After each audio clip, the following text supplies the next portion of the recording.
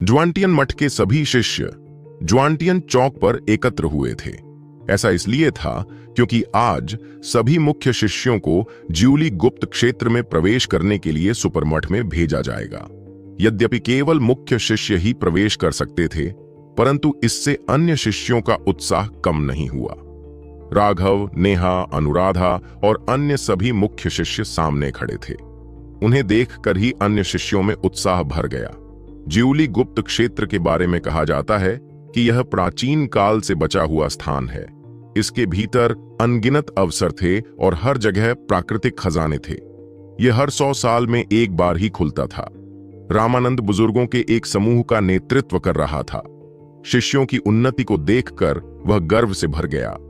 राघव के मार्गदर्शन में मठ के शिष्य अब कुलीनों में कुलीन थे। उनके आंतरिक शिष्य अब पिछले वर्षों के साधारण मूल शिष्यों से ज्यादा कमजोर नहीं थे। जहां तक मनोज और अन्य मुख्य शिष्यों की बात है, तो उनकी शक्ति के बारे में तो कहना ही क्या। वे तो रुद्राक्ष के बराबर थे। और बेशक रामानंद के लिए सबसे ज्यादा संतुष्टिदायक बात यह थी कि उनके बीच राघव, सिद्धार्थ और नेहा जैसे लोग मौजूद थे। इससे उन्हें ज्यूली के गुप्त क्षेत्र के प्रति आत्मविश्वास से भर दिया। क्या आप सब तैयार हैं? रामानंद ने प्रेरित शिष्यों की ओर देखा। अपनी सारी यादों में उसे याद नहीं था कि राघव कभी इतना उत्साहित दिखाई दिया हो। राघव आमतौर पर एक शांत, लहर रहित कुएं की तरह था। हालांकि राघव अपनी उत्तेजना को दबाने की पूरी कोशिश कर रहा था, लेकिन उसकी आंखों की चमक ने उसे पूरी तरह से बेच दिया था। केवल राघव ही जानता था कि उसकी उत्तेजना इसलिए थी क्योंकि ज्यूली के गुप्त क्षेत्र में कुछ ऐसा था जो उसे बुला रहा था। वह भावना और भी मजबूत होती जा रही थी। सभी मुख्य शिष्यों ने उत्तर दिया, हम तैयार हैं। घर छोड़ देना। रामानंद ने बेकार की बातों पर अपना समय बर्बाद नहीं किया। वह जानता था कि इन शिष्यों के लिए कोई भी शब्द बेकार है, जो जीवन और मृत्यु के बीच की रेखा पर चल रहे थे। वह अपना समय बर्बाद क्यों करेगा? वरिष्ठ प्रशिक्षु भाई और वरिष्ठ प्रशिक्षु बहनें निश्चित रूप से विजयी होकर लौटेंगे। अन्य सभी शिष्यों ने अलविदा कहा। राघव ने अचानक अपने शरीर में हलचल महसूस की और इससे पहले कि वह कुछ समझ पाता, वह मठ के पीछे के पहाड़ों में था। यहां लगभग 100 मीटर चौड़ा एक पत्थर का चबूतरा था। पत्थर के चबूतरे के ऊपर दर्जनों खंभे थे, जिन पर अनगिनत प्राचीन रून खुदे हुए थे। यह मठ का परिवहन ढांचा था। रामानंद ने उन्हें उसके ऊपर ले आया। बीच में पत्थर के खंभे को छूते ही सभी पत्थर के खंभों के रून चमक उठे। हर किसी को तुरंत ही अपने शरीर में कसाव महसूस हुआ। उन्हें लगा कि एक भयानक दबाव उन्हें जकड़ रहा है और अंतरिक्ष मुड़ने लगा है। डरो मत, यह परिवहन संरचना की स्थानिक शक्ति है। एक पल के लिए अनुकूलन करने के बाद तुम ठीक हो जाओगे। रामानंद ने मुस्कुराते हुए सभी को सांत्वना दी जब उन्होंने उनका डर देखा। अंतरिक्ष लगातार घूम रहा था और ऐसा लग रहा था जैसे वे पानी में प्रवेश कर गए हों। उनके आसपास का वातावरण अब साफ नहीं था। हमारा 108वां मठ तुलनात्मक रूप से गरीब है और हम केवल सबसे निम्न स्तर की परिवहन संरचना ही बना पाए, इसलिए इसमें इतना समय लगता है। रामानंद ने बताया कि परिवहन संरचनाओं को अलग अलग ग्रेड में विभाजित किया गया था। इन ग्रेडों को 2 विशेषताओं द्वारा विभेदित किया गया था, परिवहन दूरी और परिवहन की गति और स्थिरता। मठ सुपरमठ से 10 लाख मील से भी ज्यादा दूर था। बेहतर परिवहन व्यवस्था के लिए बस एक सांस के समय की जरूरत होगी। यदि यह पहले मठ की तरह एक शीर्ष परिवहन संरचना थी, तो यह व्यावहारिक रूप से तत्काल था। लेकिन उनके 108वें मठ का परिवहन गठन प्रत्येक सक्रियण के लिए उपयोग किए जाने वाले संसाधनों की विशाल मात्रा को बचाने के लिए सबसे कम ग्रेड था। हालांकि कमियां बहुत स्पष्ट थीं। न केवल इसके लिए समय की आवश्यकता थी, बल्कि परिवहन प्रक्रिया के दौरान स्थान बहुत अस्थिर था, जिससे इसका उपयोग करने वाले प्रत्येक व्यक्ति को बहुत कठोर स्थानिक दबाव महसूस होता था। साधारण शिष्य उस तरह के दबाव को सहन करने में असमर्थ थे। यहां तक कि मनोज जैसे मुख्य शिष्य भी उस दबाव में असहज महसूस करते थे। हालांकि कुछ ही अप्रिय सांसों के बाद मुख्य शिष्यों ने खुद को अनुकूलित कर लिया और बहुत बेहतर महसूस किया। जब सभी लोग अभ्यस्त हो गए तो रामानंद ने गंभीरता से राघव की ओर रुख किया। राघव, इस बार आपको ज्यूली गुप्त क्षेत्र में पूरी तरह से सावधान रहना होगा। आप सभी में से आप ही हैं जिनकी मुझे सबसे अधिक चिंता है। यह सुनकर सभी लोग चौंक गए। केवल राघव ने समझ में आकर अपना सिर हिलाया। हालांकि बाकी लोग समझ नहीं पाए। राघव उन सभी में सबसे ताकतवर था। अगर वे सब मिल भी जाएं, तो भी वे राघव को हरा नहीं पाएंगे। संप्रदाय के नेता को उसकी सबसे ज्यादा चिंता क्यों होगी? आप सभी को शायद इस बारे में पता न हो, लेकिन मैंने सुना है कि भ्रष्ट मार्ग ने पहले ही राघव को अपनी जरूरी हत्या सूची में डाल दिया है।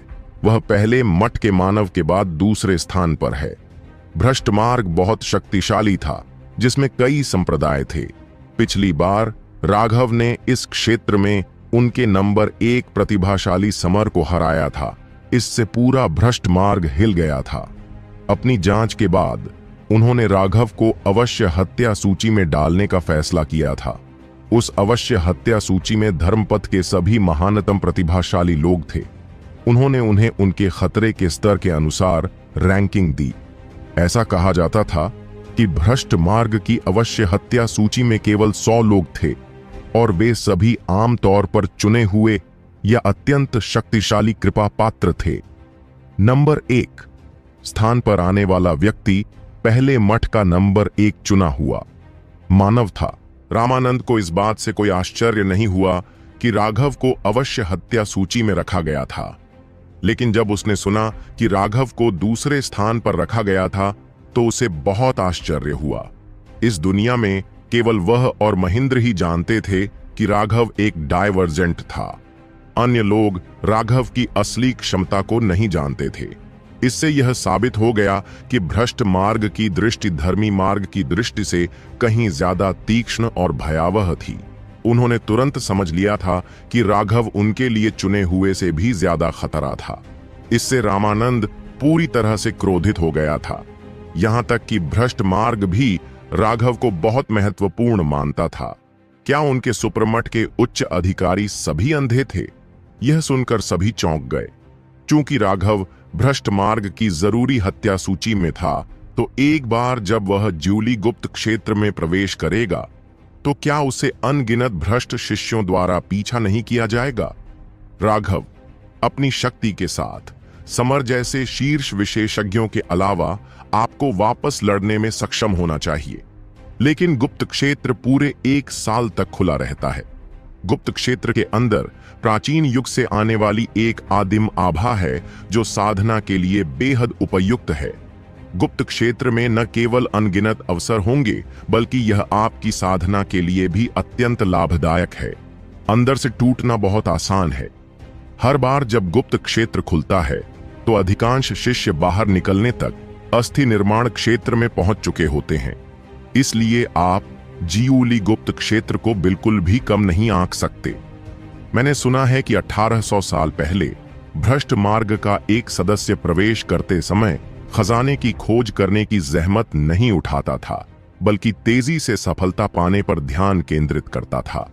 सिर्फ 1 महीने में वह अस्थि निर्माण क्षेत्र में आगे बढ़ गया। अपनी साधना आधार की श्रेष्ठता के साथ उसने धर्मी शिष्यों का पागलपन से वध कर दिया। उस पीढ़ी में धार्मिक मार्ग को भारी क्षति हुई और उनमें से आधे से अधिक प्रतिभाशाली शिष्यों को उसके द्वारा मार दिया गया। रामानंद बहुत गंभीर था। कितना क्रूर! यह सुनकर उनके दिल कांप उठे। उसने धर्म के मार्ग के आधे से ज्यादा शिष्यों को मार डाला था। वे सिर्फ साधारण शिष्य नहीं थे, बल्कि मूल शिष्य थे। उनमें से कुछ को अनुग्रहित और चुना हुआ भी होना था। इसलिए आपको गुप्त क्षेत्र में सबसे ज्यादा सुरक्षा पर ध्यान देना होगा। भले ही आपके सामने स्वर्ग को चुनौती देने वाला अवसर हो, अगर आपके पास पर्याप्त ताकत नहीं है तो इसे फिर भी दूसरे लोग ले लेंगे। और सबसे ज्यादा गुस्सा दिलाने वाली बात यह है कि आपको न केवल भ्रष्ट मार्ग के अनुयायियों के हमले से सावधान रहना है, बल्कि आपको धर्मी मार्ग के अनुयायियों के छिपकर किए जाने वाले हमलों से भी ज्यादा सावधान रहना है। वे सबसे ज्यादा डरावने होते हैं, रामानंद ने समझाया। राघव के अलावा अन्य मुख्य शिष्य चौंक गए। जाहिर है उन्हें उम्मीद नहीं थी कि उन्हें न केवल शक्तिशाली दुश्मनों से बल्कि अपने स्वयं के साथियों से भी बचाव करना होगा। इसमें कुछ भी अजीब नहीं है।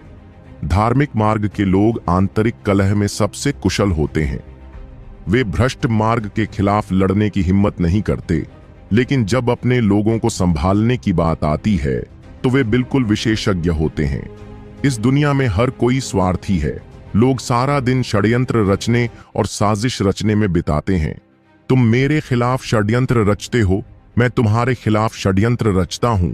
एक ही संप्रदाय का हर शिष्य अपने साथियों को दबाने की कोशिश करता है।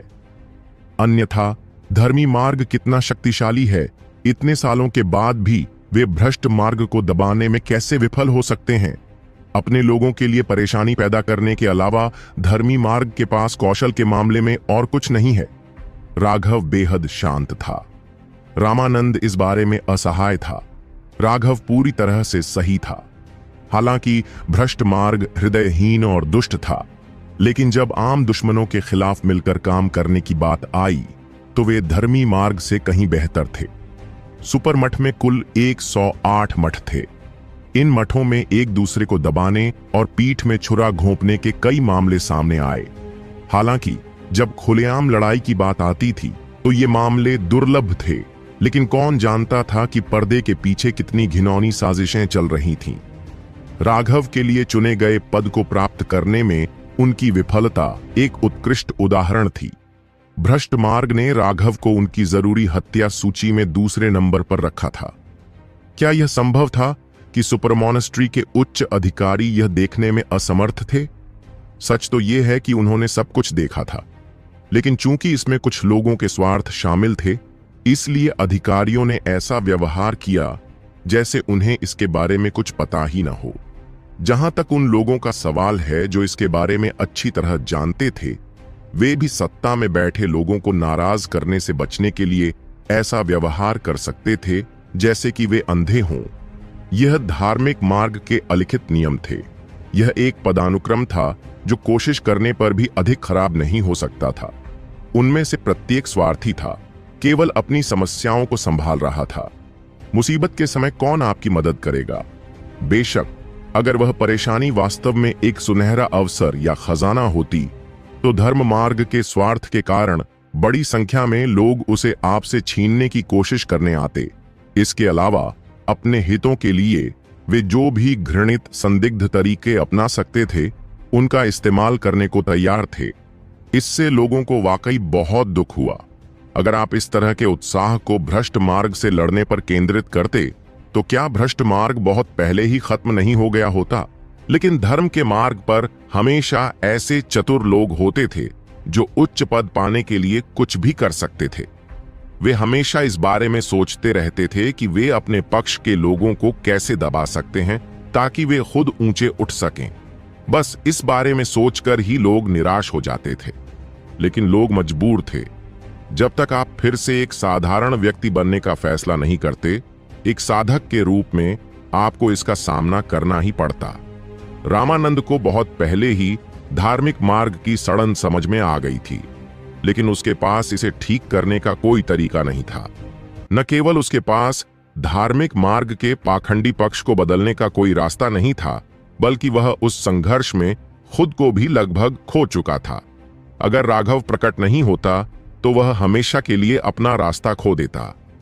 रामानंद को अब समझ आ गया था कि वह सिर्फ एक साधक है। उसे दूसरों को बदलने की कोशिश करने की कोई जरूरत नहीं थी, इसलिए अब वह जो चाहे करेगा। नतीजों की इतनी परवाह क्यों करनी? एक बार जब आप गुप्त क्षेत्र में प्रवेश कर जाते हैं तो किसी पर भी आसानी से भरोसा न करें, खासकर उन साथियों पर जो चाकू छिपाते हुए आपके चेहरे पर मुस्कुराते हैं। आपको सावधान रहना चाहिए। राघव ने सभी को गंभीरता से चेतावनी दी। वे दुश्मन जो आप देख सकते थे कि आपकी ओर आ रहे हैं, वे खतरनाक नहीं थे। असली खतरे तो वे थे जिन्हें आप देख नहीं पाए थे। हालांकि नेहा और अन्य लोग शक्तिशाली थे और उन्हें भ्रष्ट मार्ग के अनुयायियों के खिलाफ उनका सामना करने की ज्यादा चिंता नहीं थी, लेकिन राघव को इस बात की बहुत चिंता थी कि कहीं उनकी पीठ में छुरा न घोंपा जाए। यही कारण है कि उन्होंने कहा कि मनोज की 36वें मठ के उस कृपा पात्र से हारना कोई बुरी बात नहीं थी। इसे सभी के लिए एक सबक कहा जा सकता है। अचानक उनके चारों ओर का स्थान कांप उठा और उनके पैर एक साधारण ईंट के रास्ते पर पड़ गए। हम पहुंच गए। राघव ने अपने चारों ओर देखा। यह एक बहुत बड़ा चौक था। वहां 100 से ज्यादा समूह मौजूद थे। वे समूह चौक के केंद्र के चारों ओर अर्धवृत्ताकार रूप में थे। राघव ने देखा कि उनमें से प्रत्येक समूह के नीचे एक निश्चित डिजाइन था। ध्यानपूर्वक उनकी जांच करने के बाद राघव ने पाया कि वे संख्याओं के लिए पुराने अक्षर थे, जो संख्या 1 से 108 तक थे। अचानक सभी को एहसास हुआ कि वे वास्तव में सबसे आखिर में पहुंचे थे। एकमात्र खुला क्षेत्र 108 नंबर का स्थान था। उनके आगमन ने तुरंत ही दूसरों का ध्यान अपनी ओर आकर्षित कर लिया। कुछ लोगों की निगाहें उत्सुक थीं, कुछ की उदासीन, लेकिन अधिकांश की निगाहें तिरस्कार भरी थीं। और फिर भी जब उन्होंने उनकी आभा को महसूस किया तो वह तिरस्कार विस्मय में बदल गया। उनके 108वें मठ में नेहा का साधना आधार सबसे ऊंचा था। कुछ दिन पहले वह टेंडन परिवर्तन के 7वें स्वर्ग चरण में आगे बढ़ गई थी और उसकी आभा इन लोगों को चौंका देने वाली थी। नेहा के अलावा अन्य भी अत्यंत शक्तिशाली थे। उनकी आभा तीक्ष्ण, खुली हुई ब्लेड की तरह थी, जिससे अन्य लोग उन्हें सीधे देखने की हिम्मत नहीं कर पाते थे। हाँ, ब्लड कंडेंसेशन में कोई है? कुछ लोगों ने आखिरकार राघव को नोटिस किया, हालांकि वह अन्य मुख्य शिष्यों के बीच छिपा हुआ था। फिर भी कुछ लोग थे जिन्होंने उसे नोटिस किया। इसके अलावा कोई रास्ता नहीं था। राघव की साधना का आधार वहां मौजूद सभी लोगों में सबसे कम था। इसे छिपाना असंभव था। वह वही चुना हुआ है जिसके बारे में अफवाह थी। छी, कितनी चौंकाने वाली शेखी बघार रही है। अगर तुम मुझे मार भी डालो तो भी मैं यकीन नहीं करूंगा कि वह 8 गुस्सा वाले बोन फोर्जिंग विशेषज्ञ से लड़ सकता है। एक मुख्य शिष्य की हंसी हवा में गूंज उठी। मैंने सुना है कि उसे प्रकाश को हराना था। मुझे लगता है कि यह पूरी तरह से झूठ था। प्रकाश की स्थिति को देखते हुए वह शायद ऐसे व्यक्ति से मिलने के लिए भी बहुत आलसी था। शायद उसे लगा कि झूठ को समझाना भी उसके लिए बहुत अपमानजनक होगा, एक अन्य व्यक्ति ने कहा। यद्यपि वे धीमी आवाज में बात कर रहे थे, लेकिन यह बात सभी विशेषज्ञों के कानों में स्पष्ट रूप से गूंज रही थी। पहले मठ में एक असाधारण सुंदर व्यक्ति था, जिसके चारों ओर कई सुंदर स्त्रियां थीं, ठीक उसी तरह जैसे चंद्रमा के चारों ओर तारे इकट्ठे होते हैं। उस व्यक्ति को मठों में नंबर 1 विशेषज्ञ के रूप में सराहा गया। चुने हुए लोगों में से एक, मानव। वह व्यक्ति राघव है। ऐसा लगता है कि उसके पास कुछ तरकीबें हैं, लेकिन बड़े भाई मानव की तुलना में उसमें अविश्वसनीय रूप से कमी है। मानव के बगल में एक सुंदर महिला ने उदासीनता से राघव की ओर देखा। वह महिला दुबली पतली और आकर्षक कमर वाली थी।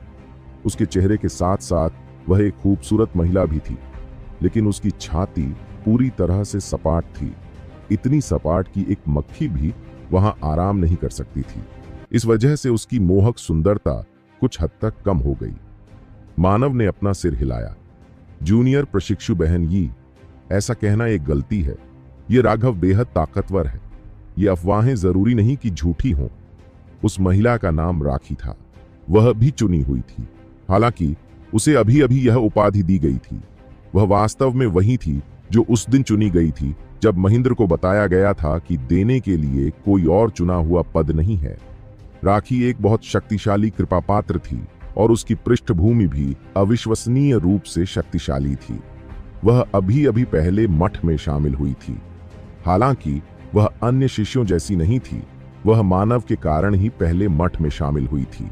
वह उसकी उपासकों में से एक थी। मानव को ज्वानटियन सुपरमॉनेस्टरी के सबसे मजबूत जूनियर विशेषज्ञ के रूप में प्रशंसित किया गया था। उसके पास एक आत्मविश्वास पूर्ण सुंदरता थी और उसके पास अनगिनत महिला उपासक थे। राखी उनमें से एक थी और वह सबसे अधिक जुनूनी सदस्यों में से एक थी। भाई मानव, तुम सच में बहुत विनम्र हो। वर्तमान में वह तुम्हारे 3 हमलों को भी रोकने में असमर्थ है। राखी मुस्कुराया। मानव ने अपना सिर हिलाया। तथ्य यह है कि वह अपने साधना आधार के साथ एक 8 स्वभाव वाले अस्थि फोर्जिंग विशेषज्ञ को हरा सकता है। इसका मतलब है कि वह वास्तव में बहुत शक्तिशाली है। लेकिन अगर मैं इस बिंदु पर उस पर हमला करता हूं तो यह वास्तव में बदमाशी होगी। मैं तब तक इंतजार करूंगा जब तक वह टेंडन ट्रांसफॉर्मेशन में आगे नहीं बढ़ जाता। शायद तब वह मुझे थोड़ा दिलचस्प लगे। अभी के लिए हाँ। हालांकि मानव एक शांत और उदासीन व्यक्ति की तरह दिखाई देता था, लेकिन वह एक अभेद्य अहंकार प्रकट करता था। उस तरह के अहंकार ने उन युवतियों पर अविश्वसनीय प्रभाव डाला जो अभी अभी प्रेम की भावनाओं से जागृत हुई थीं। हाँ, भाई मानव, बहन सौम्या इस पूरे समय राघव को घूर रही है। ऐसा लगता है कि वह थोड़ी दिलचस्पी ले रही है। राखी की नजर अचानक उनके बगल में खड़े समूह पर गई। पहले मठ के ठीक बगल में दूसरा मठ था। पूरे सुपर मठ में केवल दूसरा मठ ही अपने पहले मठ से थोड़ा मुकाबला कर पाया था, लेकिन पिछले हजारों वर्षों में उन्होंने केवल एक बार ही प्रथम रैंकिंग हासिल की थी। यद्यपि वे पहले मठ द्वारा दबाए गए थे, फिर भी दूसरे मठ का आधार भी बहुत गहरा था। वे किसी भी समय पहले मठ से आगे निकल सकते थे। दूसरा मठ ही एकमात्र ऐसा मठ था जो वास्तव में पहले मठ के विरुद्ध प्रतिस्पर्धा करने में सक्षम था, तथा दूसरे मठ का सबसे शक्तिशाली शिष्य सौम्या था। सौम्या बहुत रहस्यमयी थी। उसे हमेशा दूसरे मठ में छिपाकर रखा गया था। हाल ही में उसे बाहरी दुनिया के सामने प्रकट किया गया था। ऐसा कहा जाता था कि सौम्या दूसरे मठ का गुप्त हथियार था और बेहद शक्तिशाली था। हालांकि उनमें से कोई भी नहीं जानता था कि वह कितनी शक्तिशाली थी, क्योंकि दूसरे मठ के शिष्यों ने भी उसे कभी लड़ते नहीं देखा था। मानव ने थोड़ा सा भौहें सिकोड़ी। सौम्या का फिगर बहुत सुंदर था। उसके लंबे बाल उसकी कमर तक लटक रहे थे। उसकी पतली भौहें हल्के से फैली हुई थीं और उसकी फीनिक्स जैसी आंखों से एक चमकदार चमक निकल रही थी। वह उत्सुकता से दूर राघव को देख रही थी। ऐसी सुंदरता के कारण ऐसा कोई पुरुष नहीं था जो उसकी प्रशंसा न करता हो। यहां तक कि मानव को भी उसकी खूबसूरती को देखकर अपने दिल की धड़कनें तेज महसूस हुईं। राखी के शब्दों ने उसे थोड़ा परेशान कर दिया, लेकिन उसने इसे प्रदर्शित नहीं किया, केवल थोड़ा मुस्कुराया। इसमें कोई आश्चर्य नहीं है कि वह जिज्ञासु है। किसी को भी यह जानकर आश्चर्य होगा कि केवल रक्त संघनन में एक छोटा सा साथी जिऊली गुप्त क्षेत्र में प्रवेश करने में सक्षम होगा। ओह, सच में? ठीक है फिर। अगर बहन सौम्या उस छोटे लड़के के चेहरे में दिलचस्पी लेती तो भाई मानव को दुख होता। राखी ने आसानी से समझ लिया कि वह वास्तव में क्या सोच रहा था। मानव बिना कुछ कहे केवल मुस्कुराया, लेकिन उसकी आंखों में थोड़ी नाखुशी साफ झलक रही थी। सौम्या की हरकतों से वह वाकई असंतुष्ट था। कौन जानता है कि उसने यह जानबूझकर किया था या नहीं, लेकिन उस खूबसूरत सौम्या ने आने के बाद से एक बार भी उसकी तरफ नहीं देखा था। उसने यहां तक कि ऐसा भी व्यवहार किया था जैसे उसने उसका विनम्र अभिवादन नहीं सुना हो, जिससे वह थोड़ा नाराज हो गया था। लेकिन जैसे ही राघव आया, उसने तुरंत उस पर ध्यान केंद्रित किया। हालांकि वह जानता था कि यह सिर्फ जिज्ञासा होनी चाहिए, फिर भी यह उसे असंतुष्ट कर रही थी। चलो अपनी जगह पर चलते हैं। रामानंद स्पष्ट रूप से पहले से ही इस तरह के उपहास का आदी था और वह उन्हें दूर ले गया। राघव और अन्य लोगों ने उन लोगों की ओर देखा। न केवल उनमें नापसंदगी और अवमानना थी, बल्कि बहुत अधिक उकसावे की भावना भी थी। उन्होंने राघव द्वारा कही गई बात को याद किया। धर्मी मार्ग के लोग सिर्फ चूहों का झुंड थे। जब वे कमजोर थे तो नम्र थे, लेकिन जब वे हो सकते थे तो अत्याचारी थे। जब वे अपने लोगों को देखते थे तो वे उन्हें घृणा से देखते थे, लेकिन जैसे ही वे उन क्रूर भ्रष्ट शिष्यों को देखते थे, वे हवा में भाग जाते थे।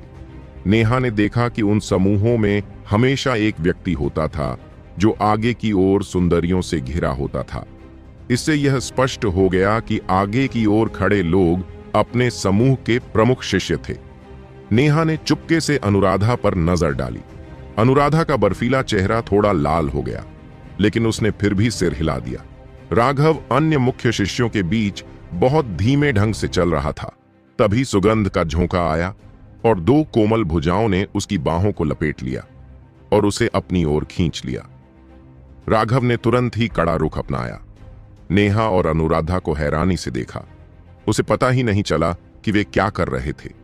वे अचानक इतने स्नेही क्यों व्यवहार कर रहे थे। कुछ मत बोलो और अपनी कल्पना को बेकाबू मत होने दो। यह सिर्फ हमारे मठ के लिए कुछ सम्मान जीतने के लिए है। नेहा ने राघव की बांह पकड़ते हुए धीरे से फुसफुसाते हुए कहा। इस समय नेहा के चेहरे पर शर्मीली शर्म थी और उसकी आंखों में एक सुंदर आकर्षक चमक चमक रही थी। इस तरह की नजर किसी भी व्यक्ति को पिघला सकती है। जहां तक अनुराधा की बात है, जब उसके बर्फीले चेहरे पर लालिमा का निशान दिखाई दिया तो उसने उसकी सुंदरता को और भी अधिक अनूठा बना दिया। दो सुंदरियों द्वारा हाथों में हाथ डाले जाने के कारण राघव चलना लगभग भूल ही गया। मनोज और अन्य लोगों को तुरंत समझ में आ गया कि नेहा और अनुराधा क्या कर रहे थे और उन्होंने सम्मानपूर्वक उनके लिए आगे चलने का रास्ता खोल दिया। ठीक इसी समय अर्जुन ने 1 घंटा निकाला और उस पर हथौड़ा मारा, जिससे बहुत तेज आवाज आई। घंटा बजाने के बाद अर्जुन ने 2 बड़े बैनर निकाले, जिनमें से एक पर लिखा था चुप रहो और दूसरे पर लिखा था पीछे हटो। गंभीर अर्जुन को देखते ही राघव को उसका गला घोंटने की इच्छा हुई।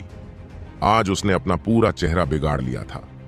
जैसी कि उम्मीद थी, चाहे वे शिष्य हों या संप्रदाय के नेता, वे सभी राघव के जुलूस को देखकर अचंभित थे। रामानंद मुस्कुराया और कुछ नहीं बोला। अगर उसके बच्चे कुछ शोर मचाना चाहते हैं तो वह उन्हें करने देगा। जब नेहा और अनुराधा राघव के साथ समूह के सामने आए तो कई महिलाओं की आंखें चमक उठीं। हालांकि राघव सुंदर था, फिर भी वह उस पहलू में मानव से थोड़ा कमतर था। हालांकि राघव में एक निश्चित जंगलीपन था जो उसके पास नहीं था।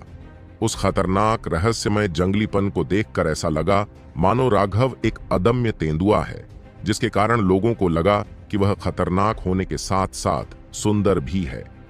उन्हें उसे वश में करने की इच्छा हुई। हालांकि ज्यादातर लोग इस बारे में नहीं सोच रहे थे। ऐसा इसलिए था क्योंकि वहां मौजूद ज्यादातर लोग ऐसे थे जो राघव को मारकर इस जगह पर कब्जा करना चाहते थे। नेहा और अनुराधा दोनों ही शीर्ष सुंदरियां थीं और उनके बारे में सबसे आश्चर्यजनक बात यह थी कि उनकी दोनों सुंदरियां पूरी तरह से अलग थीं। वे दोनों एक दूसरे से बिल्कुल विपरीत थीं और संयुक्त रूप से सुंदरता के उस स्तर ने उनकी आत्माओं को हिला दिया और ऐसा कर दिया कि वे सांस लेने में असमर्थ हो गईं। वहां मौजूद हर आदमी को लगा कि उनकी ईर्ष्या उन्हें पागल कर रही है। उनमें से कुछ लोग अपनी ईर्ष्या को नियंत्रित करने में सक्षम थे, लेकिन कुछ ऐसे भी थे जो इसे रोक नहीं पाए और ईर्ष्या से उनकी आंखें हरी हो गईं। यहां तक कि आमतौर पर उदासीन रहने वाले मानव की आंखों में भी कुछ ईर्ष्या झलक रही थी। अब जाकर उसे एहसास हुआ कि नेहा और अनुराधा दोनों ही असाधारण रूप से सुंदर थीं, जो सौम्या से किसी भी तरह से कम नहीं थीं। क्योंकि उन्हें 108वें स्थान पर जाना था, इसलिए उन्हें अन्य सभी समूहों से आगे निकलना पड़ा। जब वे पहले मठ के सामने से गुजरे तो राघव को कुछ महसूस हुआ और उसने मानव की ओर देखा। हालांकि इस समय मानव अपनी आंखें बंद करके बैठा था। यह व्यक्ति अत्यंत शक्तिशाली है। राघव का पहला विचार यही था। उसने मानव के शरीर से एक अविश्वसनीय दबाव महसूस किया। उसने एक अवर्णनीय खतरा भी महसूस किया। दूसरे मठ में पहुंचकर उसने खुबानी पीले रंग के वस्त्र पहने एक सुंदर महिला को देखा।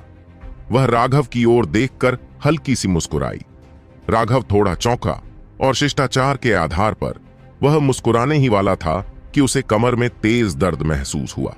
राघव मुस्कुराने ही वाला था कि उसे कमर में तेज दर्द महसूस हुआ। राघव के शक्तिशाली शारीरिक शरीर के कारण जब तक वह सतर्क था, दूसरे लोग उसे चुटकी काटकर कोई दर्द नहीं पहुंचा सकते थे। हालांकि उस समय वह सावधान नहीं था। इसके अलावा नेहा अब ऐसा करने में अविश्वसनीय रूप से अभ्यस्त हो गई थी। उसने राघव पर अपनी तकनीक का इतनी बार अभ्यास किया था कि अब उसकी चुटकी लेने की कला पूर्णता के बिंदु पर पहुंच गई थी। वास्तव में शायद वे राघव की चेहरे पर थप्पड़ मारने की तकनीक से कम नहीं होंगे। इसके अलावा नेहा ने अभी अभी टेंडन परिवर्तन के 7वें स्वर्ग चरण में प्रवेश किया था। उसके हाथों की शक्ति राघव की सुरक्षा को भेदने में सक्षम थी, जिससे उसे दर्द महसूस हुआ। सौम्या ने राघव के बारे में बहुत सी अफवाहें सुनी थीं, लेकिन उसे हमेशा लगता था कि ये इतनी संभव नहीं है। लेकिन आज उसके साधना आधार को देखने के बाद वह थोड़ी उत्सुकता महसूस करने से खुद को रोक नहीं पाई। उसने जो साधना तकनीक सीखी थी वह विशेष थी और उसके पास खतरों के प्रति अत्यंत तीव्र धारणा थी। वह वास्तव में एक ऐसे युवा से दबाव महसूस कर सकती थी जो केवल रक्त संघनन क्षेत्र में था। इसका मतलब था कि राघव वास्तव में बहुत शक्तिशाली थी। इसके अलावा उसने उसमें एक बहुत ही अजीब आभा भी महसूस की।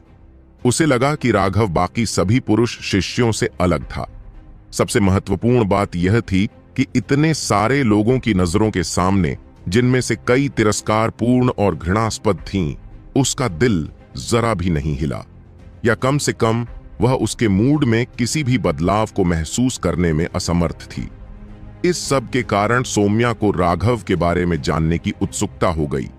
उसके बारे में सुनी गई सभी अफवाहों के अलावा उसे वह काफी दिलचस्प लगा और इसलिए उसने उसे मुस्कुरा कर देखा। राघव ने भी उसे मुस्कुराहट दी, हालांकि उसकी मुस्कान बेहद अस्वाभाविक थी। ऐसा लग रहा था कि उसमें खुशी और दर्द दोनों ही थे। सौम्या की तेज इंद्रियों से उसने तुरंत नेहा की छिपी हुई हरकत को समझ लिया।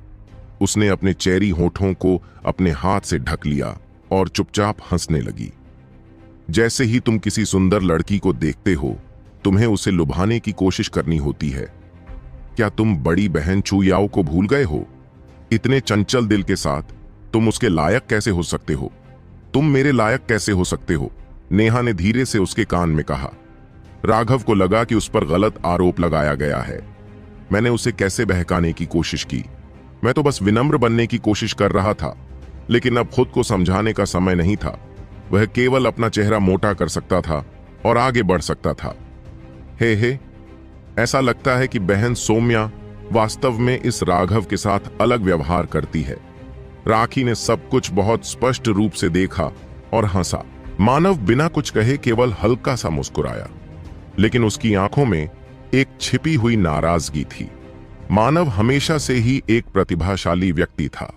अपनी 20वीं की उम्र से पहले वह टेंडन परिवर्तन के 9वें स्वर्ग चरण तक पहुंचने में कामयाब रहा। वह पिछले 3000 सालों में पूरे सुपर मॉनेस्ट्री में दिखाई देने वाला शीर्ष प्रतिभाशाली व्यक्ति था। वह जो भी चाहता था उसे मिल जाता था। लेकिन एक कहावत थी जो बहुत सही थी, जितना ज्यादा आप किसी चीज को प्राप्त नहीं कर सकते, वह उतनी ही ज्यादा कीमती होती है। उसके आसपास अनगिनत सुंदरियां थीं, हालांकि उनकी साधना के लिए वह अपना शरीर उन्हें नहीं दे सकता था, लेकिन उसके दिल में वे सभी पहले से ही उसकी स्त्रियां थीं। मानव को इस तरह की भावना से खुशी मिलती थी, लेकिन जब उसने पहली बार सौम्या को देखा था तो वह उसकी असाधारण आभा से उत्तेजित हो गया था। हालांकि सौम्या ने इस पूरे समय उसकी तरफ देखने की भी जहमत नहीं उठाई थी। यह उसका पहला मौका था जब वह किसी ऐसे व्यक्ति से मिला जो उसे मना कर रहा था, जिससे उसे बहुत नाराजगी हुई। लेकिन इससे वह बहुत अधिक परेशान नहीं हुआ, क्योंकि सौम्या ने भी सभी पुरुषों के प्रति एक ठंडा भाव प्रदर्शित किया था। लेकिन अब उसने स्पष्ट रूप से राघव में रुचि दिखाई थी। अब उसे हार का गहरा एहसास हुआ। मानव को जिस चीज पर सबसे ज्यादा गर्व था वह थी उसकी शक्तिशाली ताकत, साथ ही उसका सुंदर बाहरी रूप। कुल मिलाकर वह अपने बराबर के सभी पुरुषों को दबाने में सक्षम था। उसकी सुंदरता ने उसे सभी महिलाओं के दिलों को आसानी से जीतने की अनुमति दी। उनके आसपास पहले से ही बहुत सी सुंदरियां थीं। उनकी सुंदरियों के प्रशंसकों में राखी, 10 मुख्य शिष्य थे, और बाहरी और आंतरिक शिष्यों की बात करें तो वे इतने अधिक थे कि उनकी गिनती नहीं की जा सकती थी। हालांकि सौम्या ने राघव में केवल थोड़ी सी रुचि दिखाई थी, लेकिन गर्वित मानव के लिए यह पहले से ही एक प्रकार का अपमान था। कोई आश्चर्य नहीं कि संप्रदाय के नेता ने गुप्त रूप से हमें यह सुनिश्चित करने का आदेश दिया कि राघव जियोली गुप्त क्षेत्र में गायब हो जाए। वह निश्चित रूप से घृणित है। राघव की पीठ को देखते हुए उसके अंदर से एक बेहोश हत्या का इरादा निकला। ओह! राघव को अचानक कुछ महसूस हुआ और उसने पीछे मुड़कर देखा। उसने देखा कि कि मानव अभी भी अपनी शांत बंद आंखों वाली मुद्रा में बैठा हुआ था, उसकी ओर देख भी नहीं रहा था। क्या मैंने गलत समझा? राघव को संदेह था। अभी अभी उसे मानव की ओर से हत्या की मंशा का आभास हुआ था। उसकी उससे कोई दुश्मनी नहीं थी, इसलिए राघव वास्तव में यह नहीं समझ पाया कि वह उसे मारने की मंशा क्यों रखता है। हालांकि मानव अभी भी अपनी पिछली शांत छवि बनाए हुए था, लेकिन राघव को अपनी आध्यात्मिक समझ पर भरोसा था। ऐसा इसलिए था क्योंकि उसकी आध्यात्मिक समझ ने उसे कभी निराश नहीं किया था। इस खोज ने राघव को चौकन्ना कर दिया। अभी अभी जब वे पहले मठ के पास से गुजरे थे तो राघव यह देखकर चौंक गया था कि पहले मठ में वाकई जरूरत से ज्यादा विशेषज्ञ थे। उनके पास कुल 143 मुख्य शिष्य, 28 अनुग्रह प्राप्त शिष्य तथा मानव के अलावा 3 अन्य शक्तिशाली आभा वाले शिष्य भी थे, जिनकी इच्छा शक्ति बहुत तीव्र थी तथा वे सभी चुने हुए थे। जहां तक दूसरे मठ की बात है, उनके पास केवल 109 मुख्य शिष्य, 10 कृपा पात्र और 3 चुने हुए शिष्य थे। इससे राघव सचमुच डर गया। इन सभी मठों की नींव बहुत गहरी थी। उनका 108वां मठ उनसे तुलना नहीं कर सकता था। यद्यपि राघव की पीढ़ी को 108वें मठ की सबसे मजबूत पीढ़ी के रूप में सराहा गया था, फिर भी वे उनसे तुलना करने में असमर्थ थे। राघव, इस बार तुम निश्चित रूप से ज्यूली गुप्त क्षेत्र में मर जाओगे। अपने अंतिम क्षणों का ठीक से आनंद लो। जैसे ही राघव चल रहा था, एक समूह से एक आदमी ने अचानक उन पर व्यंग्य किया। हर कोई चौंक गया और यह देखने लगा कि आखिर वह कौन है जो उन्हें इतने खुलेआम उकसा रहा है। यह प्रकाश है। मैंने सुना है कि प्रकाश राघव से हार गया है। लगता है कि अफवाहें सच हैं। उन्होंने अफवाहें सुनी थीं कि 36वें मठ ने अपने शिष्यों को 108वें मठ को सबक सिखाने के लिए भेजा था, लेकिन वे असफल होकर निराश होकर लौट गए। यद्यपि 36वें मठ के कुछ शिष्यों ने गुप्त रूप से फोटोग्राफिक जेड बेचे थे, लेकिन वे फोटोग्राफिक जेड मठ के उच्च अधिकारियों के लिए ही विशेष थे। शिष्य उन्हें प्राप्त करने में असमर्थ थे, लेकिन अब प्रकाश को गुस्से से दांत पीसते देख सभी चौंक गए। क्या यह संभव था कि राघव वास्तव में इतना शक्तिशाली था? नेहा और बाकी सभी इस बात से क्रोधित थे कि प्रकाश इतना क्रूर होगा और खुलेआम राघव को इस तरह से गाली देगा। वे जवाब देने ही वाले थे कि राघव ने उन्हें रोक दिया। वह प्रकाश की ओर देखकर मुस्कुराया। क्या तुम्हारा चेहरा दुख रहा है? तुम? जैसे ही प्रकाश ने यह सुना, ऐसा लगा जैसे उसे जहर दे दिया गया हो। उसका चेहरा काला पड़ गया और उसे खून की खांसी होने लगी। राघव के वे शब्द अब उसकी आत्मा में गहराई से अंकित हो चुके थे। पिछले कुछ दिनों में उसने वह आवाज अपने सपनों में भी सुनी थी। हालांकि उसका शरीर कीमती दवाओं से ठीक हो चुका था, लेकिन राघव पहले ही उसका दिल शैतान बन चुका था और उसके पास आगे साधना करने का कोई रास्ता नहीं था। उसकी आवाज फिर से सुनने से तुरंत ही उसे झटका लगा और उसे खून की खांसी होने लगी। हालांकि आध्यात्मिक ऊर्जा और आध्यात्मिक शक्ति का इस तरह से इस्तेमाल करना राघव के लिए बहुत ज्यादा बोझिल था। ऐसा इसलिए था क्योंकि एक बड़ी गोली में बहुत ज्यादा ऊर्जा थी और उसे भी इसे नियंत्रित रखना मुश्किल लग रहा था। यह पहली बार था जब राघव ने देखा कि एक विशाल गोली कितनी भयानक थी। ऊर्जा की वह अविश्वसनीय मात्रा चौंकाने वाली थी। तीसरी बार जब उसने अधिक ऊर्जा छोड़ी तो उसे महसूस हुआ कि उसकी आध्यात्मिक शक्ति पहले से ही कमजोर हो रही है। अभी उस विशाल गोली में अभी भी आधी से ज्यादा ऊर्जा बची हुई थी।